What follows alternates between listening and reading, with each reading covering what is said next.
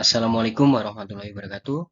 Perkenalkan nama saya Didit Aldianto. Saya dari Universitas Pelita Bangsa dengan NIM 3322100068. Kelas TL22B1.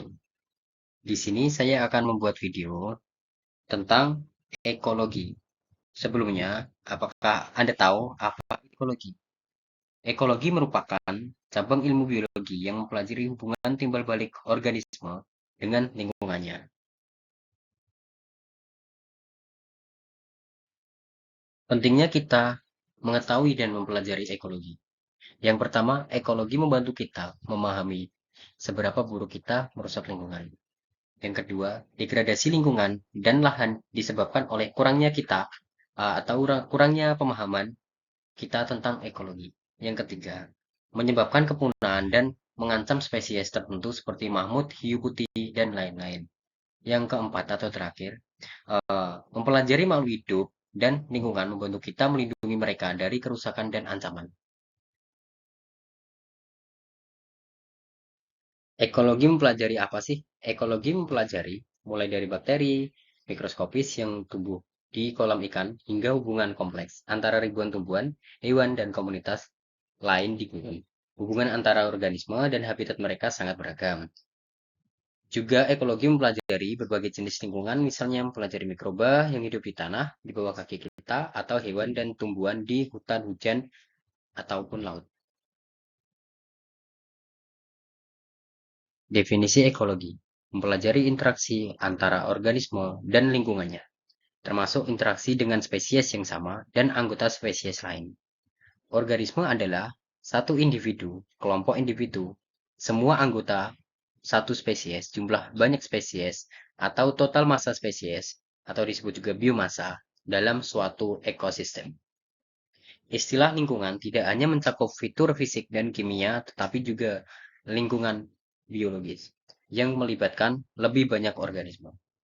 Mempelajari ekologis untuk meningkatkan pemahaman tentang proses kehidupan, adaptasi dan habitat, interaksi, dan keanekaragaman hayati organisme. Komponen biotik dan abiotik. Komponen biotik sendiri adalah organisme hidup yang merupakan faktor kehidupan suatu ekosistem. Beberapa contohnya komponen biotik meliputi bakteri, hewan, burung, jamur, tumbuhan, dan lain-lain. Terus ada juga komponen abiotik.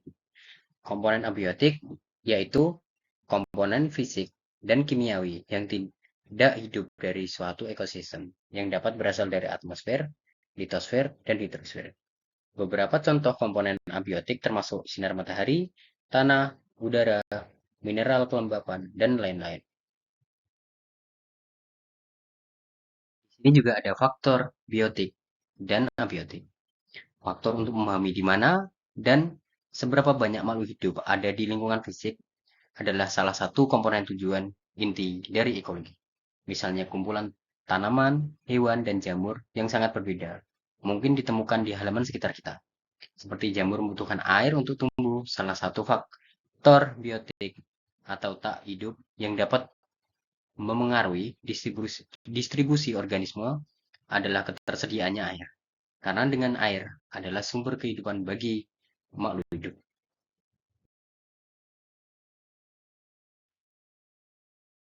Tingkatan dalam ekologi. Di sini ada gambar tingkatan ekologi. Yang pertama adalah individual, yang kedua ada population, yang ketiga ada community, yang keempat ada ekosistem, yang kelima ada biome, yang terakhir ada biosfer.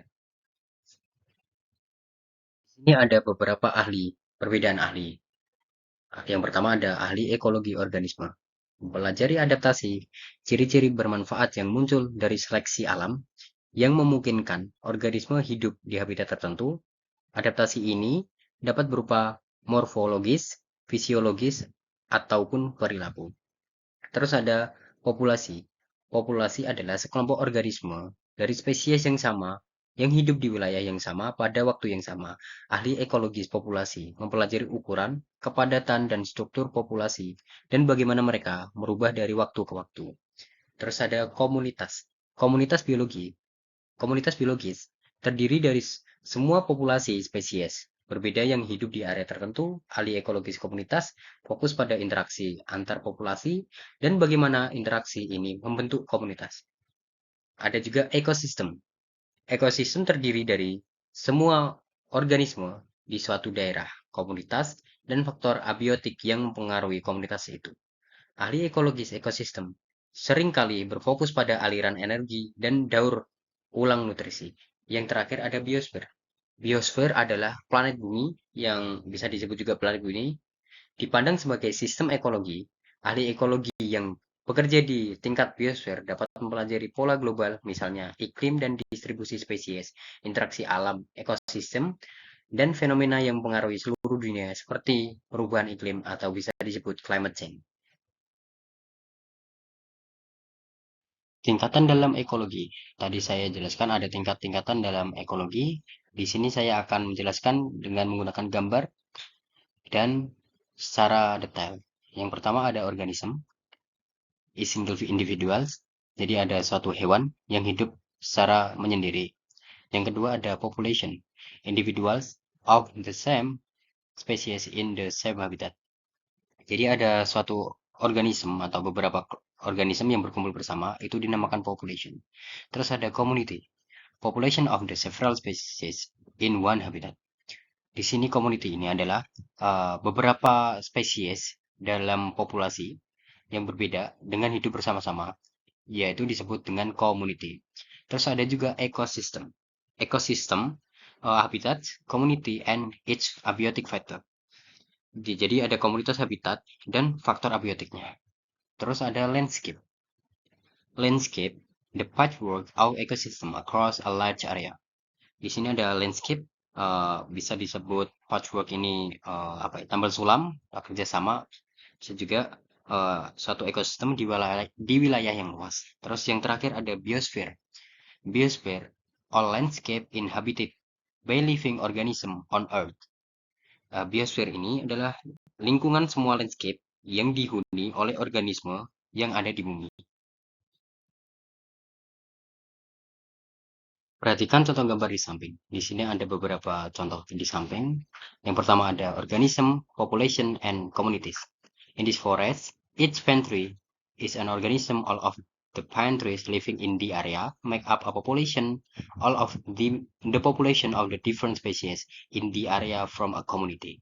Di sini ada organisme, populasi, dan komunitas ya di hutan, di hutan pinus ya. Contohnya ada contoh suatu organisme, semua pohon pinus yang hidup di daerah tersebut adalah suatu populasi. Semua populasi spesies berbeda di kawasan tersebut membentuk sebuah komunitas.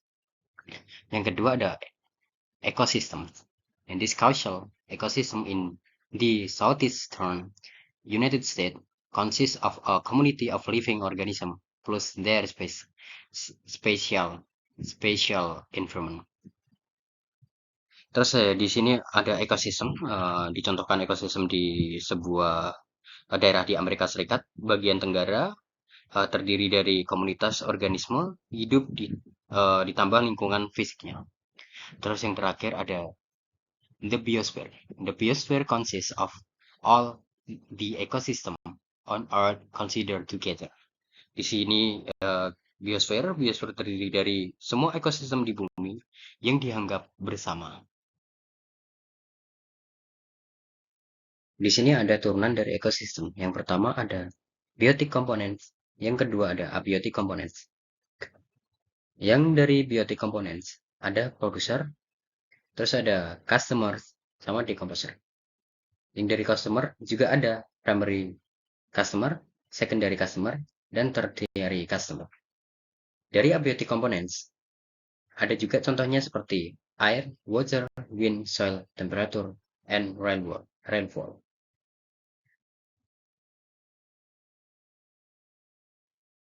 Di sini ada ruang lingkup ekologi. Ruang lingkup ekologi meliputi proses-proses yang menyusun kehidupan biologis, termasuk adaptasi. Selanjutnya ada distribusi, kelimpahan dan konsentrasi spesial, serta keanekaragaman hayati. Selanjutnya juga ada bagaimana dan mengapa ekosistem dimulai atau diubah ketika mengalami tekanan eksternal. Yang terakhir, perubahan dan pergerakan energi, dan material melalui suatu ekosistem.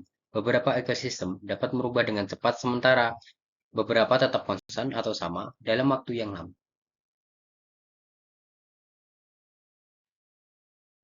Cukup sekian video dari saya. Kurang lebihnya saya mohon maaf, mungkin ada salah kata atau salah penjelasan dari saya. Saya akhiri. Terima kasih. Wassalamualaikum warahmatullahi wabarakatuh.